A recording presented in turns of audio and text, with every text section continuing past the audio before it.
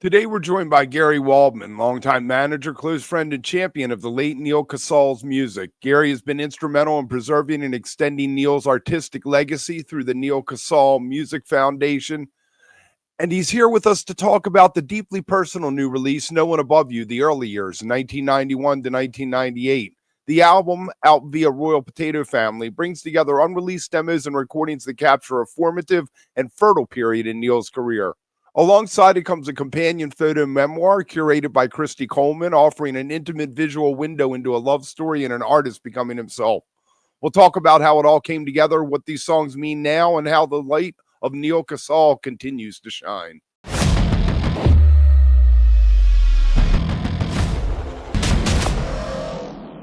Oh, right. Welcome. Yes. How are we doing today, sir? I'm good. How are you guys? Doing good. Fantastic. Very excited for this. We got sent an advance copy of the whole album, and it is just a beautiful thing. Why don't we start with some background, a little bit, how you first came to meet Neal and how you started working with him, and we'll go out from there. Sure. I met Neal in 1987. He was still in high school. He was 18. I was a few years older than him. I was working at a local record store, and Neal was in a high school metal band called Exire. And his bass player used to come into the record store. And, you know, record stores back in those days were social gathering places too. People would come in and spend an hour looking at records, listening to things, talking about music. It was a really great thing. And so I'd seen this guy a few times. He had long hair, and he would come in, and I started talking to him. Then one day he was like, "Hey, I'm in a band, and we're playing next Friday night, and here's our cassette demo." And at the time, the other guy working at the store with me was a guy named Eddie Trunk, who some of you might know, who's gone on to be the foremost authority on heavy metal. He's got a Sirius XM show. He's had multiple VH1 shows, radio shows, syndicated. And Ed and I have been friends since we were in our early 20s and went to lots of concerts together. And at that time, we were working together at the record store. And this guy, Steve, gave us a tape. Ed and I listened to it, and we thought it was pretty good. And Ed had a Friday night radio show on a station called WDHA in North Jersey. It's kind of a heavy metal hour type of thing. And Ed played one of their songs as a local spotlight feature. Here's a song from a band called Exire. They played their song, and then their show was the following week, and Ed and I went down and watched their show, watched them play. And as soon as I saw Neal, I was like, oh, this guy's good. He's actually, you know, at that time it was a lot of hair metal. Everybody was trying to be Bon Jovi and Def Leppard, and then there were people who were a little more in the hard rock category, trying to be Tesla or Bad Company. And that's what I would describe Neal's band as, or certainly Neal as. He could really sing. He could really play. You could see he had charisma. And so I talked to him afterwards, and we just became friends, just bonded over music. And then I helped him get in a Southern rock band called Blackfoot. So Neal and I grew up in North Jersey. And Southern rock was really popular, especially in the late 70s, early 80s. So by the later 80s, it was out of fashion, not cool.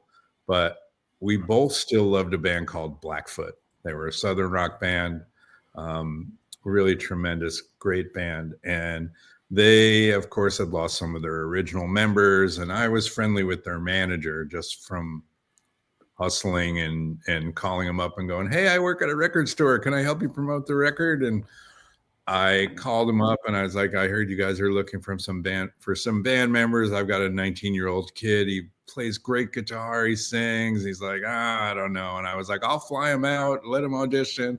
So I flew Neal and I out to Ann Arbor, Michigan. He auditioned for this band Blackfoot, and they hired him immediately. It was Ricky Medlock, who is still in Lynyrd Skynyrd and still playing, and was an original member of Lynyrd Skynyrd and then left and formed Blackfoot.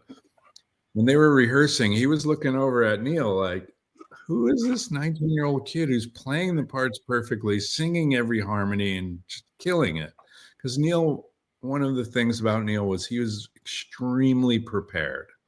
He wasn't going to go in and wing it. Oh, I'll just jam. No, Neal knew every note. He knew every move, even at that young age. And so he got hired by Blackfoot. First gig he did was New Year's Eve, 1988, going into 1989 at Cobo Hall in Detroit, which was a famous venue. I think that Kiss recorded Kiss Alive there. But I might be wrong about that. Yes, Detroit Rock City. Detroit Rock City. So the first gig Neal did was Blackfoot opening for Ted Nugent as a 19-year-old, and then he was on his way. All of a sudden he was in a Southern rock band. They were on some festivals. Some places they could draw 2,000 people. Some places they could draw 500 people. But for a 19-year-old kid, he did it for a few years. He really learned about being on the road. And, the other thing was that Neal was really a singer-songwriter at heart. He loved Jackson Browne. He loved Neil Young. He loved Elton John. He loved Rod Stewart.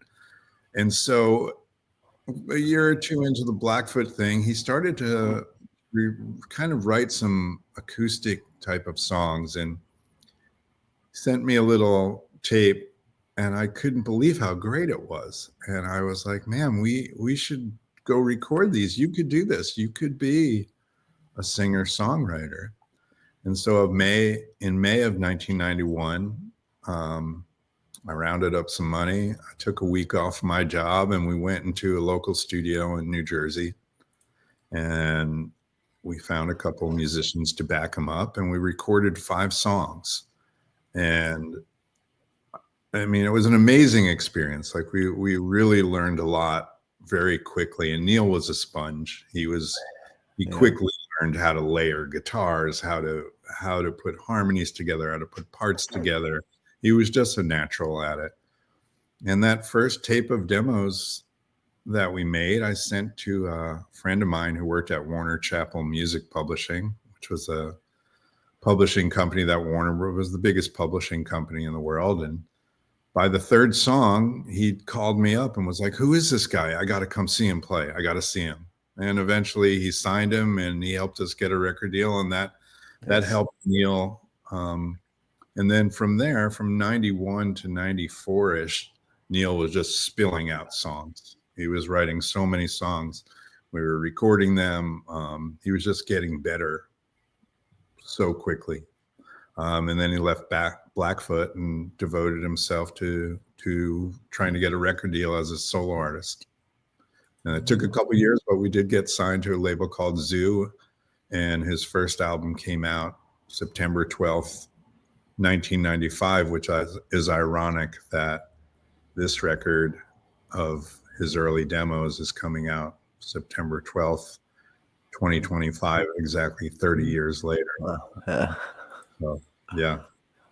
We did a lot of talking about 30 years the other day. On Saturday, we were talking 30 years about Jerry. Yeah. I was with Neal when we heard that terrible news. We were on the way to a gig, and we were at a diner, and I forget how it happened. I think we heard it on the car radio or something, and what a bummer. That's fine. Why is the radio playing the Grateful Dead over and over again? Something's not right.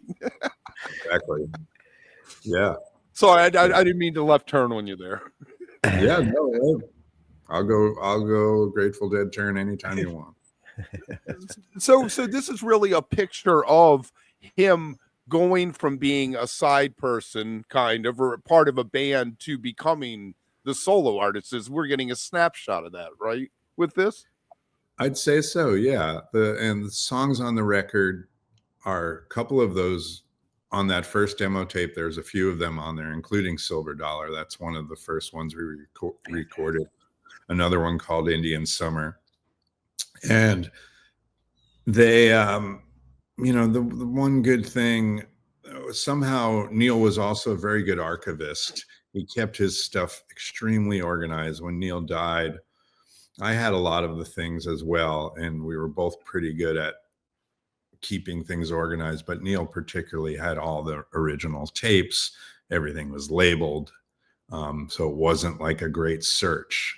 So when we went, the idea was to start looking through these recordings, and some of them we fixed up a little bit. Some of them we took into the studio a year or so back with Jim Scott, who'd produced some of Neal's early records. And we transferred these old 16-track tapes to digital and just clean them up a little bit.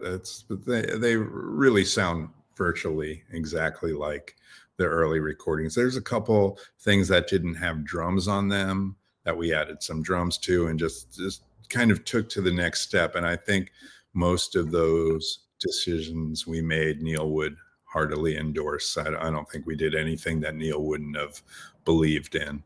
I was there for all of those early recordings. I would go to the studio with him, and we would record, and then we would drive around in my car. I had a really good car stereo, and we loved to go and be like, oh, we got to turn the drums down, or we got to do this, or so those were really fun days. And you were doing it on tape. We weren't doing it on Pro Tools, so we were doing it on tape, and so it was a little bit of a different process, but it was so much fun in those early days, because he was just writing great song after great song, and we had a publishing deal, we had a little funding, and it was very happy and hopeful time, I'd say. All right. Oh, I guess that was an emotional roller coaster for you, going back and listening to that stuff, huh? It's weird. After Neal died, I know a lot of people said to me, oh, I can't listen to him right now. It just breaks me up. And I totally get that. Somehow I didn't have the same experience. I felt like he was right there with me when I was listening to it. And so even, of course it's emotional, because we miss him so much, and we miss his sense of humor and everything that he was. But I just felt like, okay, this is the mission. He's here in my head. I'm going to try to do things that I think he would have believed in. So if we did add one extra little background vocal, I feel like he would have liked that. So I just felt like, of course it's emotional going back and listening, and it's, 30 some years now. So that's hard to believe that it's been that long, but I remember it all very well. I remember being there with him and the excitement that we had to record these songs, and how excited he was when, he'd make a little home recording, and, we'd be out and he'd just hand me a cassette. Let me know what you think of this. And I'd go home and listen to it and be like, damn, dude, it's great. Yeah. Those were fun days. Yeah. And I think the album is good. It's interesting that you had Jim Scott. Yeah. Well, Jim worked with Neal right until the end. Jim worked on the last, the Circles Around the Sun album. That was the last album Neal made in 2019. It was the second Circle Around the Sun. Actually, what was it? The third Circles Around the Sun album. And, that was the last time I saw Neal. A couple days before he went off to lock-in, we were working on that Circles album at Jim Scott's studio in Ventura, California. And, so, Neal, when somebody commits suicide, I don't know, it's very difficult to process. Neal had been going through a lot of stuff, and he'd been walking around thinking about this for a long time. It wasn't an impulsive decision. He'd been through some therapy. He'd gotten in a situation where I would just say that the dark had overtaken the light. He couldn't get out of it.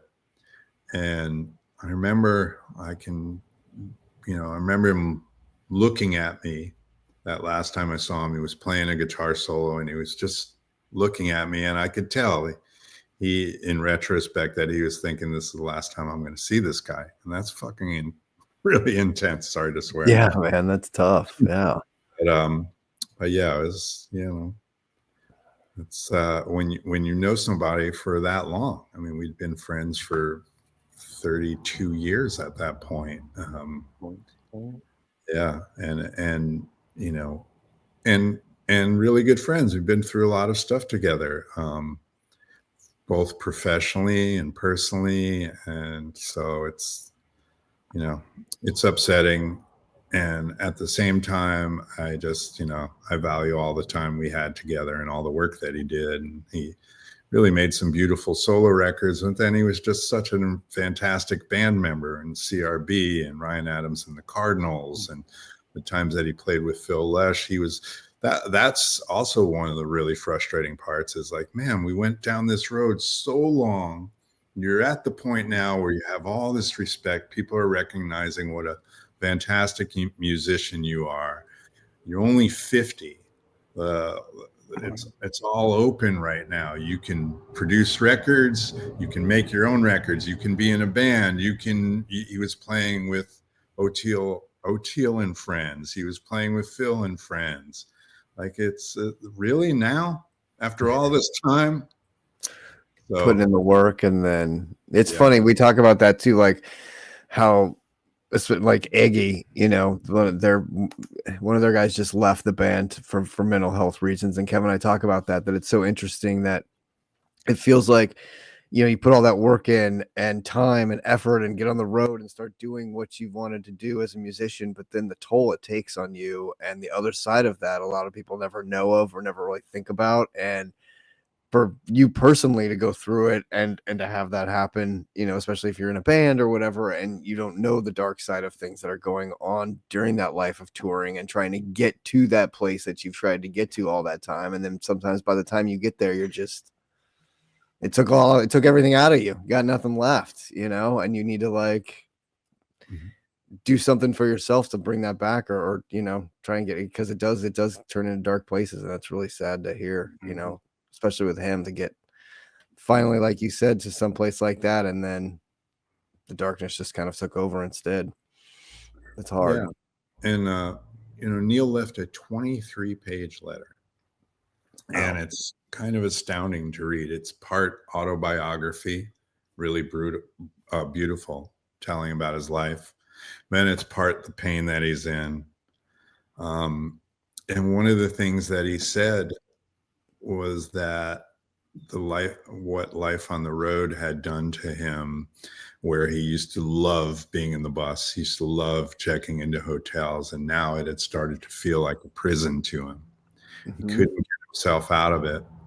And he wanted people to know, he said in his letter, I want people to know the dangers of what it's like out here. And so one of the great thing that has come out of a terrible thing has been the attention that's been brought to mental health and mental wellness for musicians, touring professionals, not just musicians, roadies, drivers, bus drivers, that it's a difficult lifestyle. And what Backline has done, and Neal's death and a couple other musician deaths, were the impetus in Backline being created to help musicians. And I still tour as a professional. I'm a tour manager and I produce tours, and it's been amazing. I'll go into venues, whether it's a club or a arena or theater, and now I'm backstage and I see these Backline signs. Backline, need help, suffering from mental health issues on the road. We're here to help you. That's amazing, because that stuff is not there, as recently as 10 years ago. You didn't, there was a stigma attached to it. Oh, come on, man, toughen up. But the fact of the matter is that everybody goes through rough stuff, whatever profession you're in. Music is a hard thing to do. You've spent your life learning an instrument, and then you have, it's really difficult to do. There's a lot of knockback record companies, Spotify. This is all of a sudden now, in addition to being a great musician, you have to know how to market yourself. You have to promote yourself. You have to get on social media. It's very difficult. And, somebody who's 22, they grew up with that. They know how to do it. But somebody who's 50, it's like, what do I got to do? I got to post a picture of I don't want to do that. So it's it's a very tricky situation in the music industry right now, and not to cry about it at all, because like people look at it and go, oh, you're living the dream, Neal, you're traveling around the world and you're playing your guitar for a living. It's still hard. You've turned your back on being a 9-to-5 guy, having a wife and a family and an insurance, and it's not easy to do. And people do it for the and love a guaranteed paycheck. I mean, you're on the road. I saw this thing of this guy the other night played the Sultan Room in New York City, and when they cashed him out at the end of the night, they gave him $0. They kept $400 for lights and sound and $400 for the house nut, and gave him nothing. I mean, how do you? Yeah. I mean, it's one thing to do that when you're 18 or 19 and you're just trying to break in, but it's like you're in your 30s or 40s and you're trying to hustle it up. It's like, it doesn't work. So it's very, very difficult. Look, we all love music. I've never been as obsessed with music as I am today, but I also know what anybody who's successful has gone through to get there. And, it is not easy. At least 5 years to be an overnight. Yeah. You're an overnight success. At least 5 years. Right? Yeah. My friend is a singer-songwriter. Her name is Hannah Cohen. And she's having a moment right now. Like, she's an overnight success right now, but she's put out 3 records over the last 12 years and didn't get arrested. Somehow now it's starting to happen for her, and it's great to see, but not everybody gets that chance. It's just such a strange industry. But I guess back to what we're so happy about is that the attention to mental health, and the Neal Casal Music Foundation was formed to do that. So we've been able to help some musicians with healthcare and mental health. We've also been giving some instruments away to kids in schools. I think about 60 instruments now. Because as scary as the music industry can be, we still want young musicians to have a chance to play music and be great, whether they pursue it as a profession or not.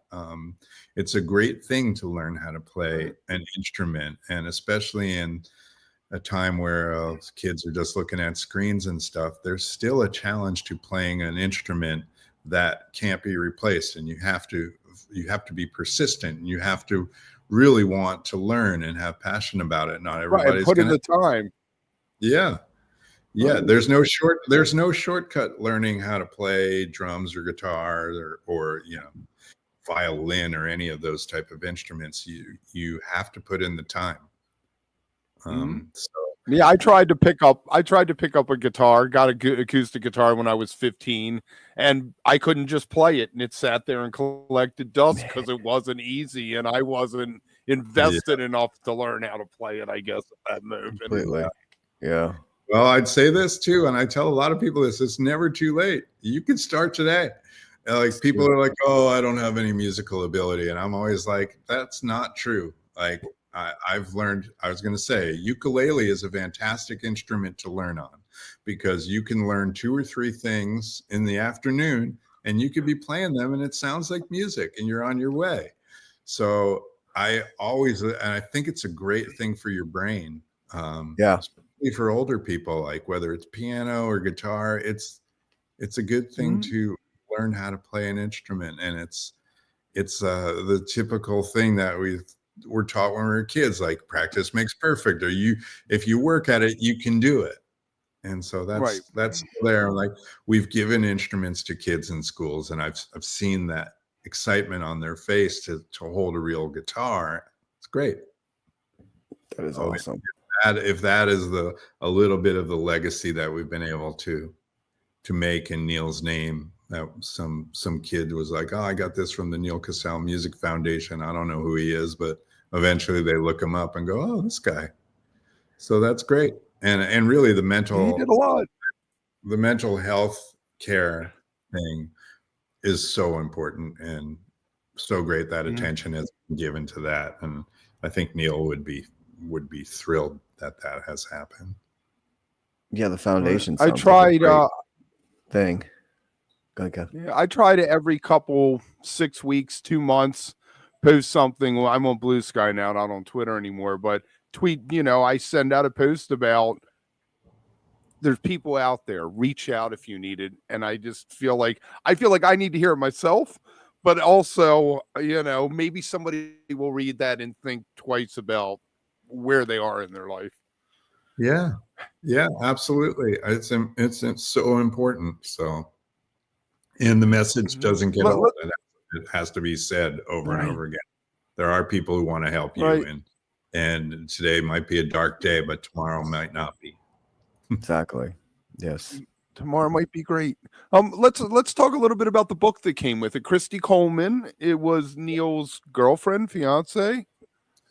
Well, Christy was and is she was based in New York City at the time. She's a makeup artist. So she was doing makeup for fashion models, celebrities, musicians. Her career was taking off.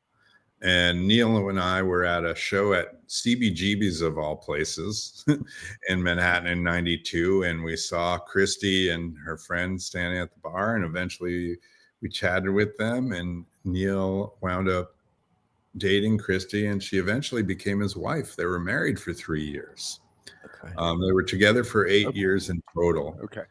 And Christy was an amazing creative person. Visuals, photography. She really opened the door to Neal became a great photographer, and a lot of that was rooted in Christy's love of photography. And she taught him so much. He had a desire to learn about photography, and he met her at the perfect time. And they just became this great couple. They would drive around, they would take pictures, they were learning about cameras. And over that 8-year period, they took so many photographs and Polaroids. They loved Polaroids. And Neal, like as I mentioned earlier, was great at keeping the archives together. And so when they split up, it was really it was a bummer for all of us, obviously, going, some of your friends going through a divorce. It's not fun. But Neal kept all of this stuff. He kept everything that they had. He had boxes he had moved 5 or 6 times, but he took all these photographs. Christy, we got all the photos together, and after a year or two of just digesting that Neal was gone, Christy was like, I have to make a book of these photos. So the amazing thing about them is it's a time capsule. It's a beautiful book. When you look at this book, it's their lives together for 7-8 years. There's pictures of Neal at shows. There's pictures of them together. It's life before cell phones. And it's an amazing, I'd think of it as a visual accompaniment to the music, to the record that we put out. That there is, these pictures and this stuff happening and Neal was down the hall writing this song, and it's a really beautiful companion piece. So you listen to the record and you look at these pictures of them from the 90s, and they look like this magical couple in love. And it's a beautifully put together book. It's on high quality paper. The scans of these Polaroids are amazing. I had somebody came over and was looking at it. I was like, this is amazing. It's a coffee table book of beautiful photos and a love story of these two people. So it's definitely a passion project, I guess you would call it. That the general public might be like, what is this?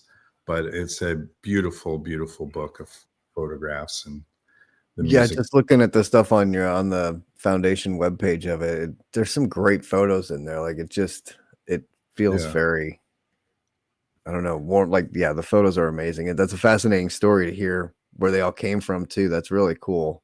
It makes it Yeah. even more Yeah. emotionally charged like that. Christy spent so much time with, 2 giant work tables at her house with Polaroids and I'm prints, sure. those everywhere, trying to sort those out and organize them. And she's just a magical, visionary type of creative artist. They And could she, put that together. That's incredible to have that, man. I mean, I'm sure there's enough to fill another book or two as well, there with, is, yeah, yeah, there is. And there's enough to sure. fill a couple albums more as well, too. And we have live recordings of Neal, and That's great. it's a pretty remarkable collection of stuff, for anybody who wants to dig deep. And I'm not under any illusions that this is a commercial endeavor, but it's an important endeavor, and it's a beautiful picture of a singer-songwriter in his life during Yeah, I this. was gonna say, yeah, it's a great Yeah. thing to You have. have a great partner in all this too with the Royal Potato Family. Kevin Yeah. and company over there are champions of music, that may lie outside of what the mainstream is. And how did that come about? Well, yes, you're correct. And there are not many record labels that do what Kevin does. And also, just Kevin is a fan of music and a believer and a supporter of musicians. And he puts out records that he loves and believes in. And he's not like, I gotta let's see what's fashionable right now. That's what I need. He has a beautiful catalog of records and artists. And I met Kevin, I think it was about 2011. And the ironic thing is that we actually worked together. I worked at a record label called Megaforce Records from 1988 to 94. It was the label that found Metallica and Anthrax. Heavy metal. Yeah. Metal, And yes. Kevin was a few years younger than me, and he was an intern there for a little bit. And I kind of have a distant memory of him, but not all that much. But when I re-met him in 2011, he had Royal Potato. He was also a publicist. And I said to him, have you ever heard of a guy named Neal Casal? And he's like, yeah, I know who Neal is. And at that time, Neal had just joined the CRB. CRB had just formed. And Neal had a solo record called Sweet in the Distance that was in progress as he was joining CRB. And Kevin decided to put Sweet in the Distance out on Royal Potato, and he became Neal's publicist. Eventually he became the CRB publicist. And so Kevin and Neal were very close, and Neal loved Kevin. Neal really believed in Kevin. Kevin was one of the good guys. And so it just made complete sense that after Neal passed and we were going to do this tribute album, I was going to do it with Kevin because he's our guy. And that's still the same. And that's why he's helping with this record, with the archives and with the book. And just because I couldn't imagine doing it with anybody else. I don't think there's anybody else that could do it. So, Right. yeah. One of my favorite people. He has been so kind to us and what I do. He's introduced me to so many people, come want to talk. He said, you want to talk to my friend Gary? I said, of course I want to talk to your friend Gary. Yeah, well, you should do an interview with him too.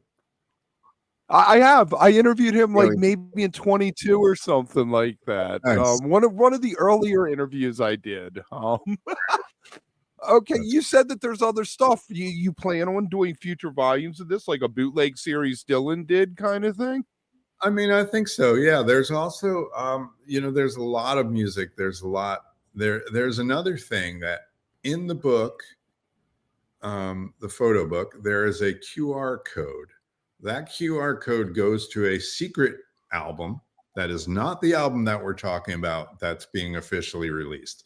That secret album is the very, very extremely raw cassette demos of Neal at home writing songs. They're working, and it's the stuff that Christy would have heard him playing down the hall, and he was Right. It's awesome. I'll have Kevin send you that, because it's just really cool. like total acoustic cassette demos, and it didn't I could have released that as well, but there is just something that feels very personal about it. And I like the idea of, it's like if you buy the book and you scan the code and you're looking through the book and you're listening to these other little demos that Neal made that are beautiful, amazing, couple covers, couple really great. And there is more in the archives. There are some more records I am thinking about putting out.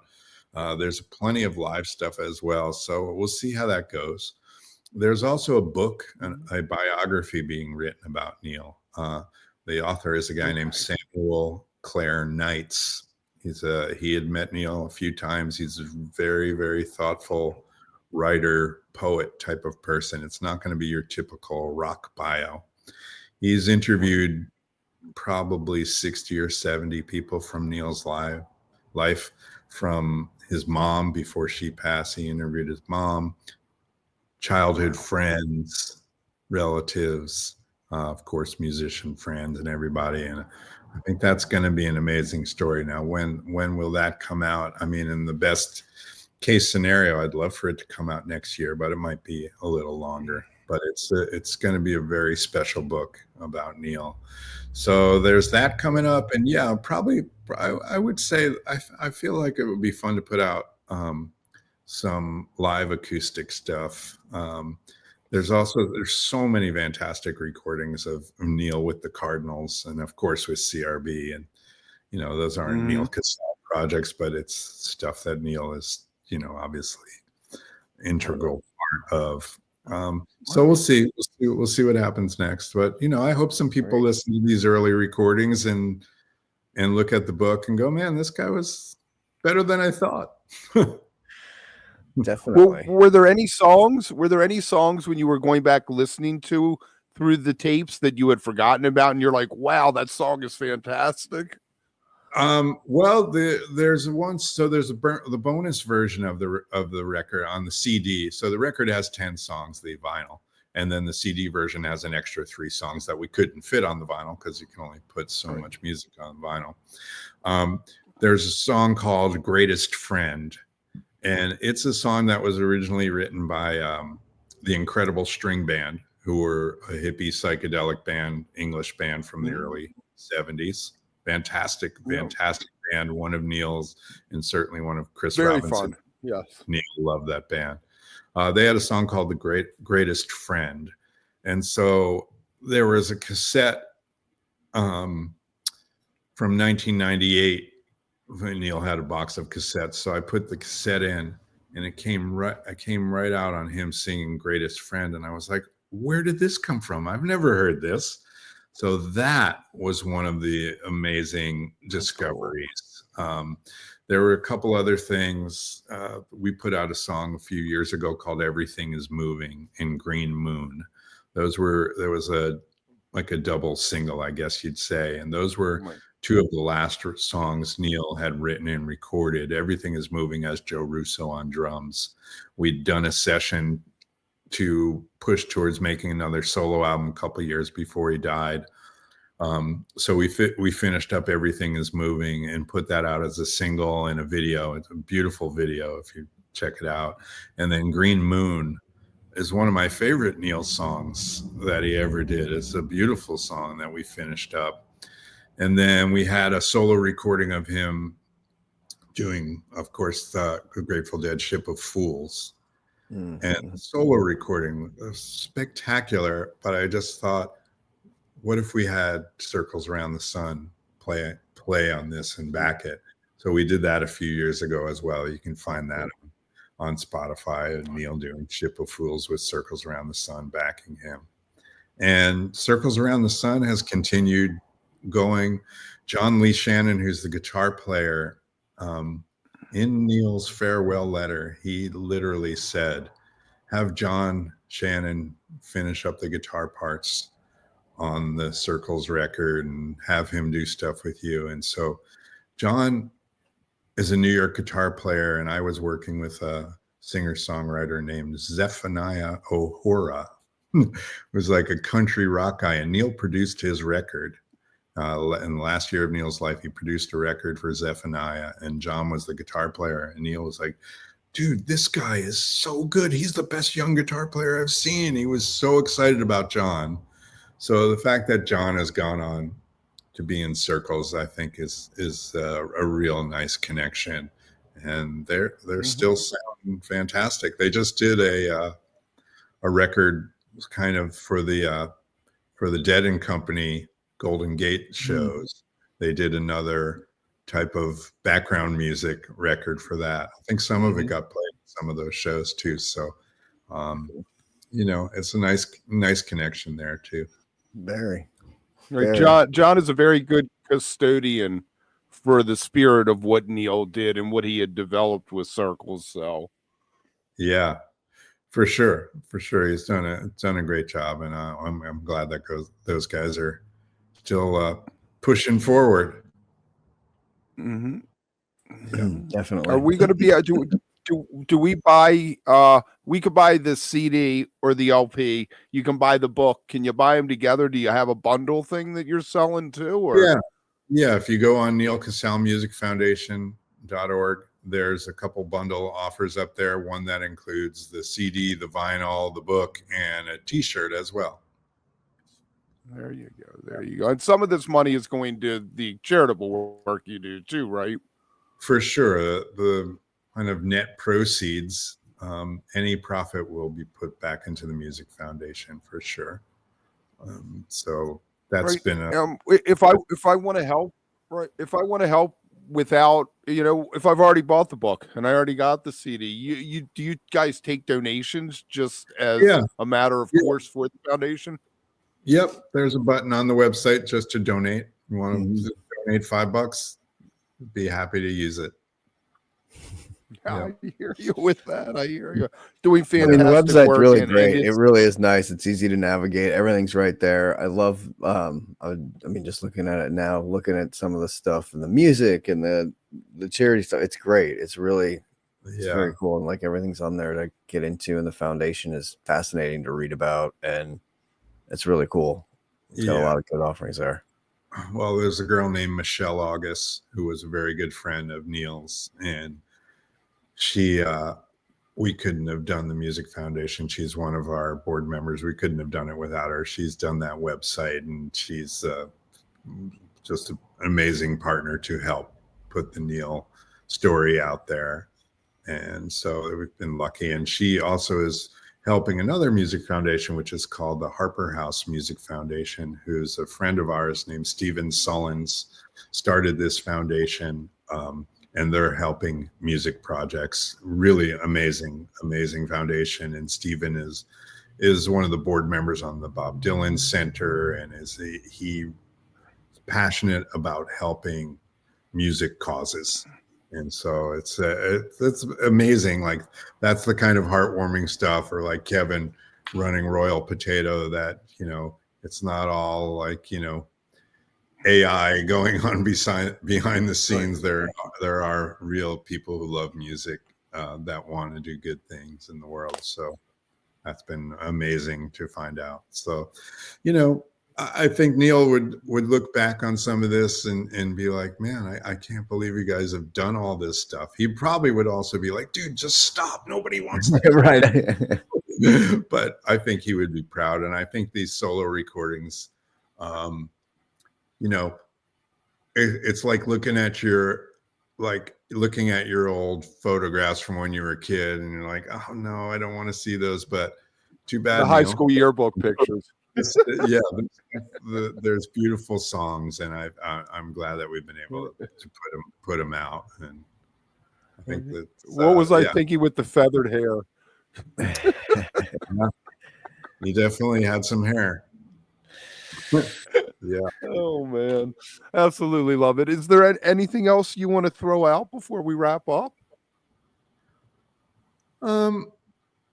No, I mean, I think I like the time capsule thought of things. I like thinking about the 90s when, like I said, you didn't have cell phones. It was a different time. You would go to shows, and people were focused on the shows. You weren't tweeting or seeing what was going on in the game or in the news or whatever.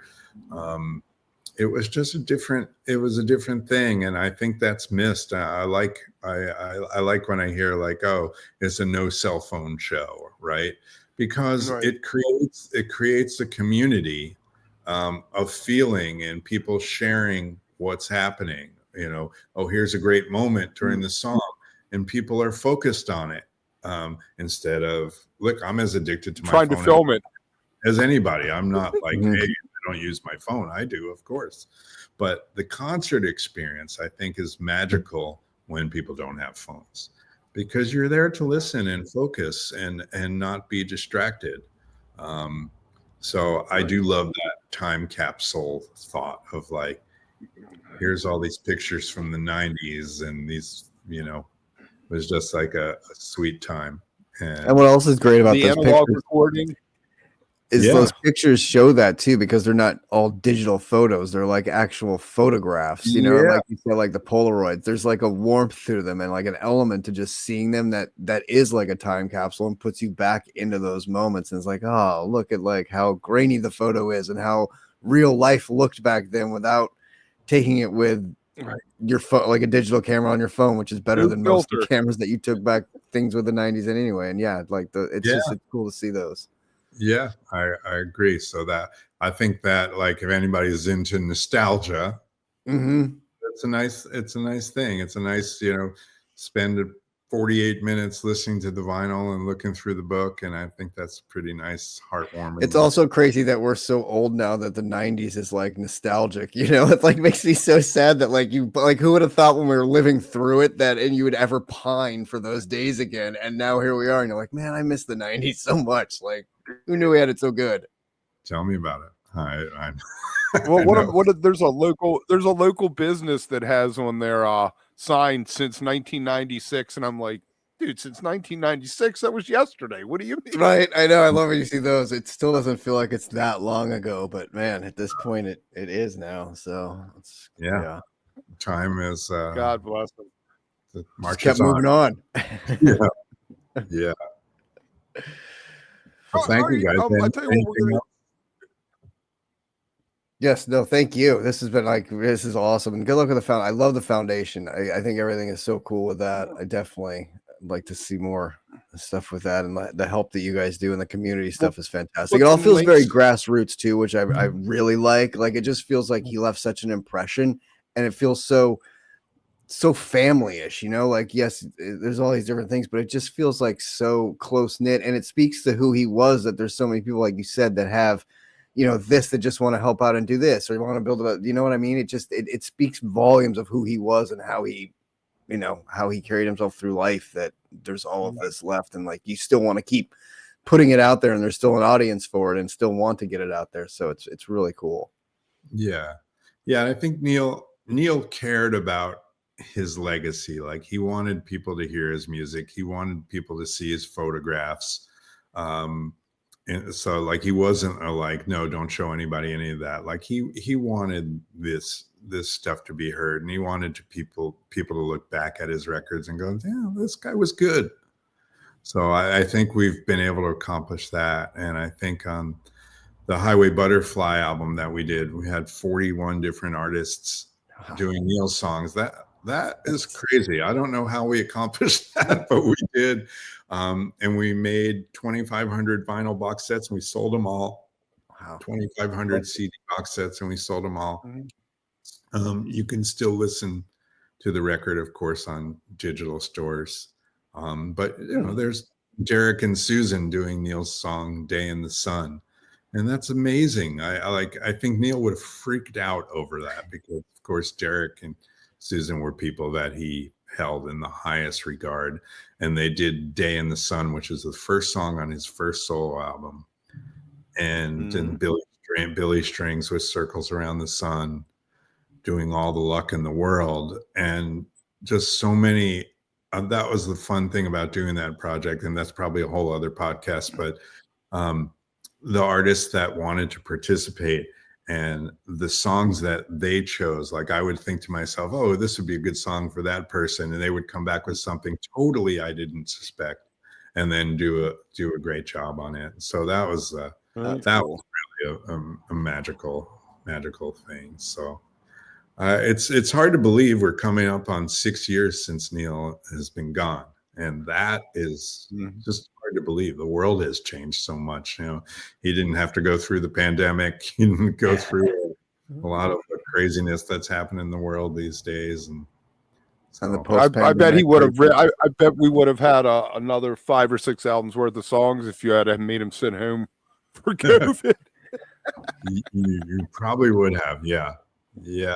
I mean, I would have loved to have another like a really great acoustic album from him, because he was such a fantastic. I mean, people know him as an electric guitar player, but if you sat in a room and he was noodling on guitar, you were just like, he just had such a special touch.